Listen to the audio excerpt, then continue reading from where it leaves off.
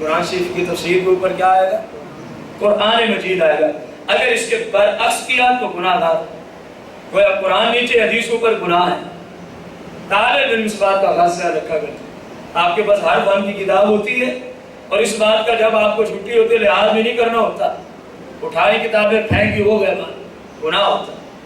جن کتابوں سے علم حاصل کرنا ہے اگر ان کا ادب کریں گے تو علم بھی اللہ زیادہ عطا فرمائے.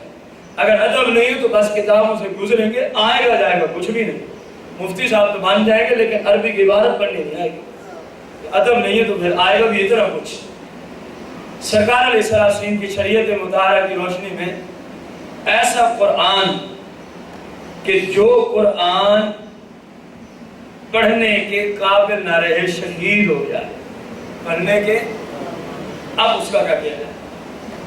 فوقہ اسلام نے لکھا ایسے قرآن شریف کو سب سے افضل طریقہ یہ ہے اس طرح اس کے لیے قبر بنائی جائے جس طرح کہ انسان کے لیے قبر بنائی. یہ جملے میں نے کیوں لگایا کہ ایسی حالت میں قرآن شریف کو دفن کیا جائے کہ اوپر مٹی نہ جائے.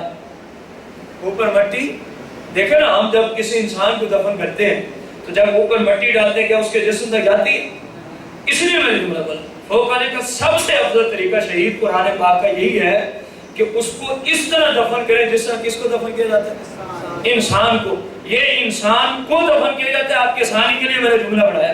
فوقہ نے فقط اتنا کہا وہ قرآن شریف کو ایسے دفن کریں کہ قرآن شریف پر مٹی نہ جائے. قرآن شریف پر مٹی, قرآن شریف نیچے رکھیں, اس کے اوپر ایسا پروگرام بنائیں جیسا کہ میت کے اوپر آپ بناتے ہیں, اس کے بعد اوپر مٹی ڈالیں. یہ سب سے افضل ترین طریقہ ہے اس قرآن شریف کا جو پڑھنے کے قابل شہید ہونے کی وجہ سے نہ رہا ہو, بقایا رہا. شہید قرآن پاک کو آگ لگانا اسلام نے اس کی اجازت دی. یہ بے ادبی, اسلام نے اس بات کی اجازت.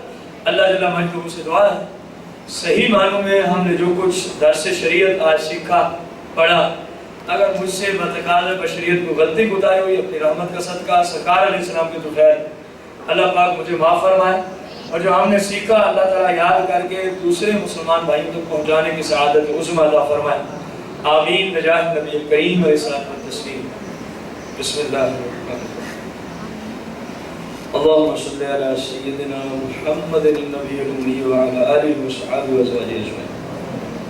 يا الله يا رحمن يا رحيم يا أرحم الراحمين يا أرحم الراحمين يا أرحم الراحمين.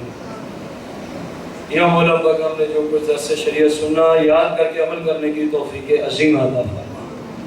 جب تک زندہ رہے دین سیکھنے کا جذبہ عطا فرما. سرکار علیہ السلام کی سچی محبت عطا فرما. شریعت پر عمل کرنے کی سعادت عظمی عطا فرما. مولا ہم سب کے حال پر خصوصی رحم و کرم نازل فرما.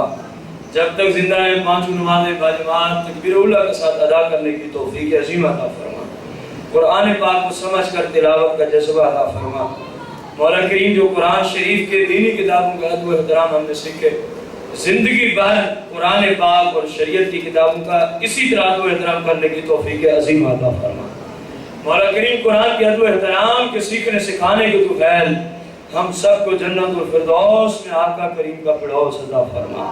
قرآن پاک کی برکات کے تو خیر ہم سب کے گھروں پر خصوصی برکات اور انوار و تجلیات کا نزول فرما. اللہم ربنا آتنا فی الدنیا حسنہ وفی الآخرۃ حسنۃ وقنا عذاب النار بجاہ النبی المختار.